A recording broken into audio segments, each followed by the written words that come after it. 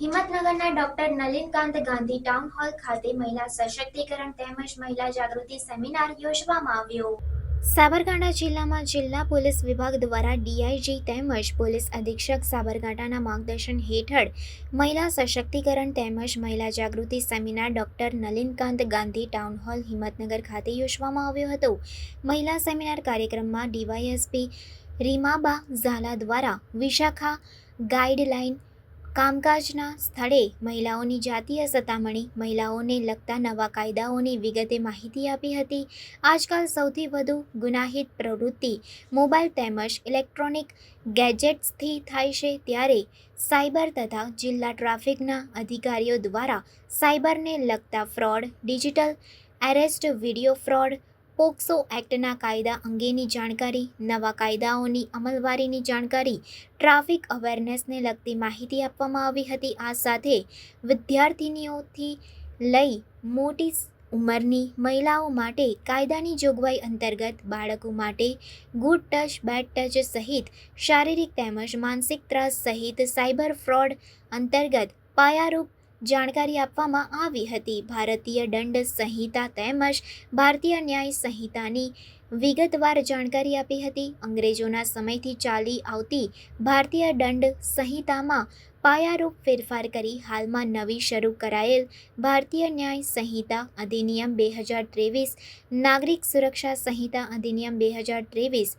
ભારતીય સાક્ષ્ય અધિનિયમ 2023ની માહિતી આપવામાં આવી હતી। તેમજ જિલ્લા પોલીસની શી ટીમની કામગીરી, અભયમ હેલ્પલાઇન 181ની કામગીરી, સાયબર ફ્રોડમાં 1930 ઉપર કોલ કરી ફરિયાદ નોંધાવવા બાબતે પણ આ વિદ્યાર્થીઓને માહિતગાર કરવામાં આવ્યા હતા। આ સેમિનારમાં પોલીસ વિભાગના અધિકારીઓ તેમજ કર્મચારી સહિત શાળા કોલેજની વિદ્યાર્થિનીઓ ઉપસ્થિત રહી હતી। વિદ્યાનગરી BCA કોલેજમાંથી આવું છું। મારું નામ ખારવા પલક બળવંતભાઈ છે।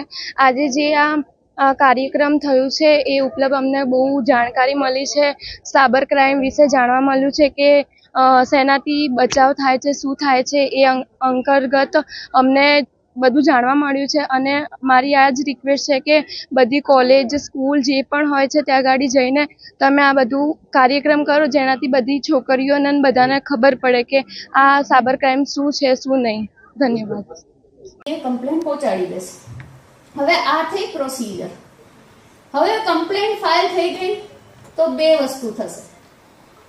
એક તો ઇન્ક્વાયરી થશે, અને જો કમિટીને એવું લાગશે કે કમ્પ્લેન સાચી છે તો પોલીસ પાસે આવશે, પોલીસ કમ્પ્લેન ફાઇલ કરશે 509 BNS, 509 IPC અને BNS ની કલમ 79 અંતર્ગત પોલીસ કમ્પ્લેન ફાઇલ થશે। જો કમિટી એવો રિપોર્ટ કરશે કે ભાઈ હા, જે તે મહિલા સાથે આ સેક્સ્યુઅલ હેરેસમેન્ટ બન્યું છે, તો વિધિન 3 months જ્યારે રિપોર્ટ આવી જશે ત્યારે પોલીસ એની કમ્પ્લેન ફાઇલ કરશે।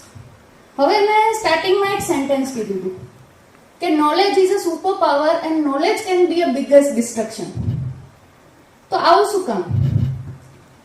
100% જે સેક્સ્યુઅલ હેરેસમેન્ટ, ડોમેસ્ટિક વાયોલન્સના કેસીસ આપણા દેશમાં બને છે, એમાંથી 2% કેસીસ એવા હોય છે કે જે કાયદાનો દુરુપયોગ કરીને મહિલાઓ દ્વારા ફાઇલ કરવામાં આવતા હોય। તો આ શું કામ થાય? કેમ કે એનામાં નોલેજ છે।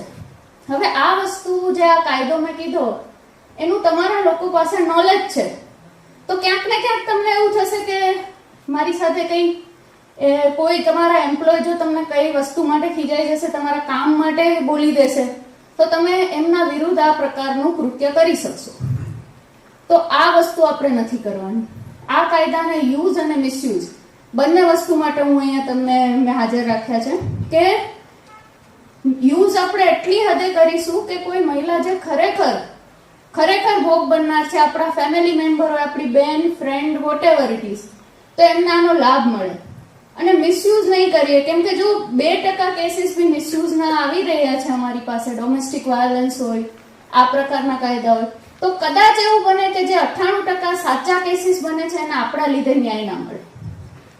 એટલે ક્યારેય બી કોઈ બી કાયદો હોય, હું આ કાયદાની વાત નથી કરતી, મહિલાઓ દ્વારા આપણા માટે જો આટલું સરકાર વિચારી રહી છે, આપણામાં આટલા સારા કાયદાઓ બની રહ્યા છે, તો આનો મિસયુઝ તો આપણે જિંદગીમાં ક્યારેય નહીં કરીએ. આ પ્રોમિસ તમારે પોતાને બી આપવાનું છે અને મને બી આપવાનું. હવે આ વાત થઈ પોસ્ટ પોલિસી અને પોસ્ટ એક્ટ. હવે મારો આજનો બીજો ટોપિક છે નવા કાયદા. તો નવા કાયદા કે જે તમને ખબર હશે, તમારી સ્કૂલ્સમાં ઘણીવાર પોલીસ તરફથી આવા સેશન્સ થયા હશે.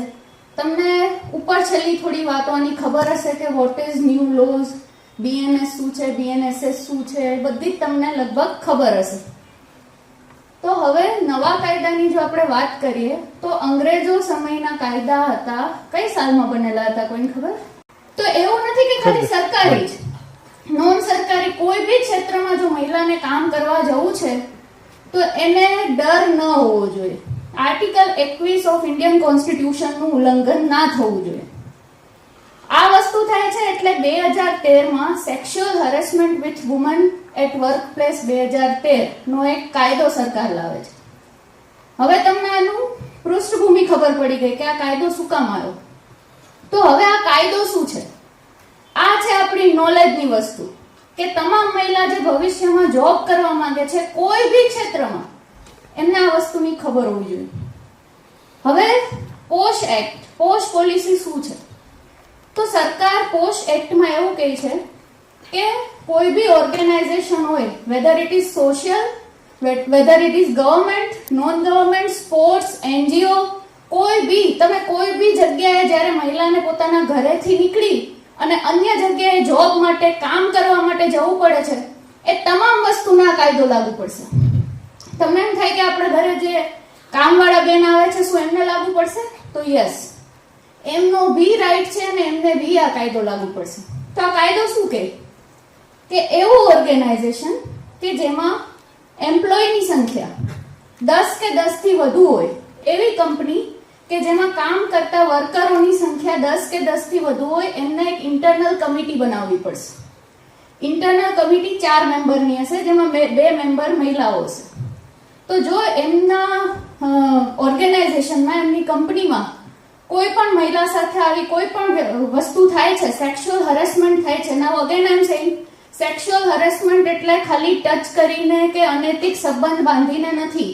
આ કાયદો ક્લિયરલી ડિફાઇન કરે છે કે જ્યારે તમે કોઈ માણસને શબ્દોથી, વર્બલી જોઈને, કોઈ એમના પર ગંદી કમેન્ટ કરીને, એનું બોડી શેમિંગ કરીને પ્રતાડિત કરો છો, then that is a sexual harassment.